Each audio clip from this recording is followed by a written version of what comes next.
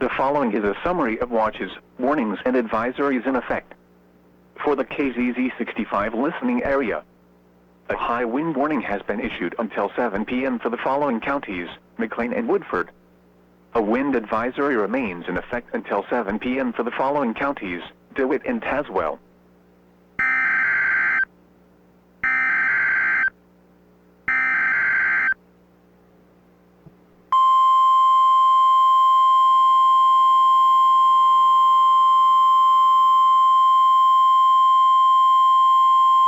Here is a weather bulletin for the following counties in Illinois, McLean and Woodford. High wind warning in effect until 7 p.m. this evening. What? Southwest winds 30 to 40 miles per hour with gusts up to 50 to 60 miles per hour possible this afternoon. Where? Stark, Marshall, Woodford, and McLean counties. When? Until 7 p.m. this evening. The following impacts are expected. Damaging winds will blow down trees and power lines. Widespread power outages are expected.